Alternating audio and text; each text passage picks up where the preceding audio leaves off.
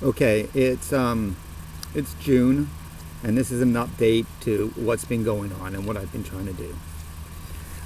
May 1st, I called the RCMP for the third time to find out if they are going to investigate Madeline Mueller, the Crown, Kathleen Livingston, and Judge Gunn, and the homicide detectives, along with the Hamilton police, and see if they can be charged with corruption and cover-up.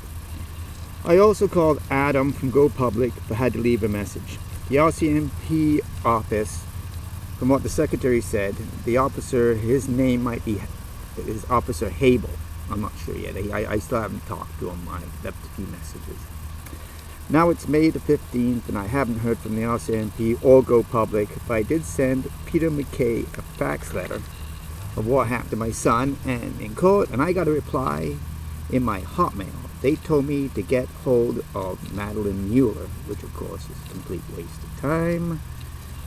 And they also said get a hold of Yashir Naqui, Naqui. So I have sent a letter or a fax to that person, and I also sent a fax to the ombudsman. And I was hoping to get some help from them. So that Yashe person, no answer. Go Public, haven't heard from them or the RCMP. And on June 22nd, the ombudsman said they could not help me and told me Kathleen Wynne could. But I did find out that Rule 1 of the Crown is called a conflict of interest, which means they should not try a case if there is a relative, friend, or anyone else in respect of whom there is an objective, reasonable perception of a conflict of interest. The Crown should have disqualified themselves from this case. Kathleen Livingston is good friends with the Hamilton police, and they wanted this case shoved under the rug. And the police had a big part in this. Not going to help Dustin on the side of the road. They just wanted this to be quiet, go away. And Kathleen Livingston helped her, and along with a lot of other people. I also sent a letter to Tim Powers, head of the Crown Department in Hamilton. He sent me a letter which did not help at all. And this is my letter to him. He is head of the Crown Office. I asked him to stop his plea bargain. I sent him a few letters, and every time I talked to this guy, it was like borderline threatening, bullying me. There was no remorse from this guy. He was just trying to, borderline intimidation. Nothing to put your finger on, but just the attitude, This is the letter I received. This is the letter I sent him. I received your letter, and it was of no use to me at all, which was a real surprise to me. The obligation of the Crown is to prosecute every charge or case that has a reasonable prospect of conviction, and that is in the public interest. That's the law. So since you are head of the Crown, how much more evidence would you have needed for murder 1? I believe there is a conflict of interest, and that's why a plea deal was done. Conflict of interest is where the Crown is assigned to a case involving an accused victim or material witnesses who is a relative, friend, or anyone else in respect of whom there is an objective, reasonable percentage of a conflict of interest. They're all friends.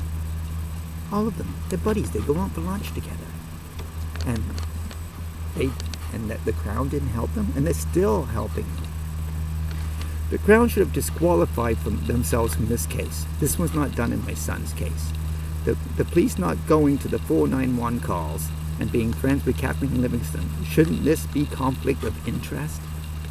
If anyone in your office would like to tell the truth to the RCMP, I'm sure the first person will get a break and the rest of you can rot in jail. Thank you for your letter and have a nice day. P.S. Officer Hable of the RCMP, and I left his phone number, is dealing with this case. No one is above the law, right? And you broke it. And that was one of the big rules. Just like the law on 911 calls. You have to believe it's the worst case scenario when you get one. And it was. They didn't do anything, and nobody cares down at the Hamilton Police Department. No one. But I am going to be getting hold of the new chief, and I'm going to be sending him a letter and see if we can we can get him to straighten things out. You know, right? Can't win if you don't try. Okay, so... Okay, I also got the form for Freedom of Information Act, which is supposed to, I wanted to find out what happened that night. I asked for the information from the 911 dispatcher, who would have kept records of the police when they got the call and when they got there and when they left. That's part of what they do, the dispatchers. They would have known when they got down there, exactly how long they were down there for, and when they left the scene. That's what I asked for. We also asked for the police officer's name and badge numbers, and the precincts from where they were from. And we were told that we could get these records, and we had to wait 30 days. We paid our $5 for our records, and we waited. So we went to Central Police Station, and we got there. They told us they would not give us any information at all. So we left with nothing. How fair is that for the victims?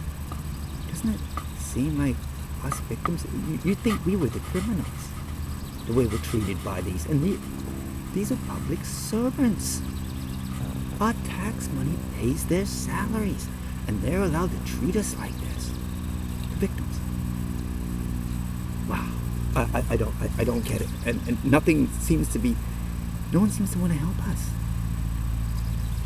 Okay, let's carry on.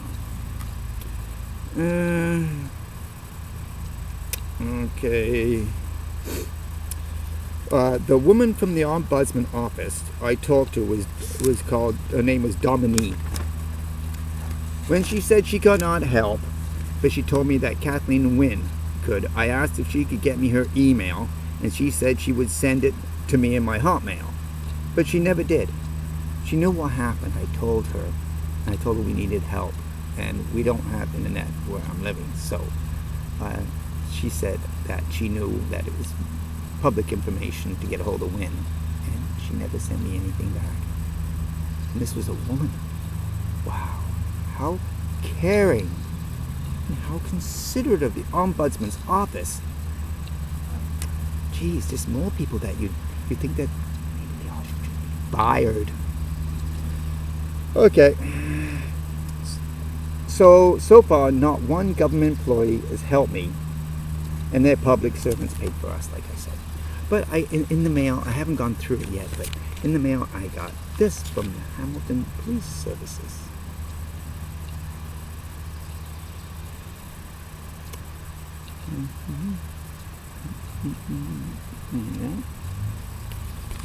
And I tried reading it over, but I couldn't understand a lot of it. And this is what they send you.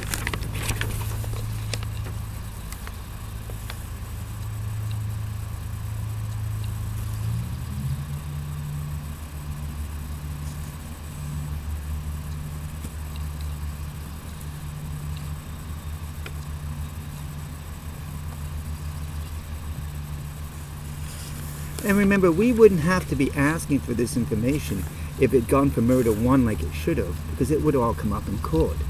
The judge never asked once where the first responders were.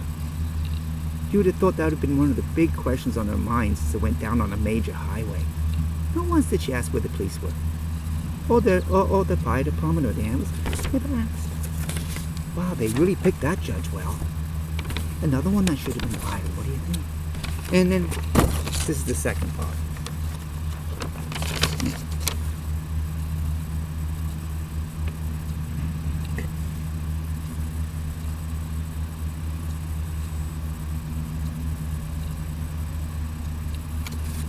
So we paid our $5 basically for nothing, right? I mean, they just sent me this, and there's nothing in here we asked for. All we asked for was what the dispatcher got. Why is this? Are these government secrets?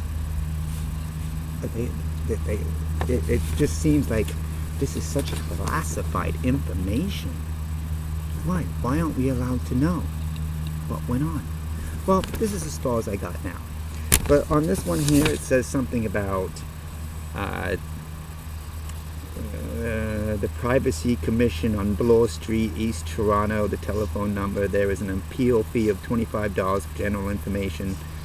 Please make check or money order payable to Ministry of Finance. You have 30 days to make this appeal. So we'll put another $25 out and see what happens. But I got a funny feeling that Go Public, they tried to get this information too. And I think they hit a brick wall. But considering their, they have their own news on Channel 5, I would have thought if they'd gone down there with cameras and started asking questions, like the camera shoved in their face down there, things might have been a little different.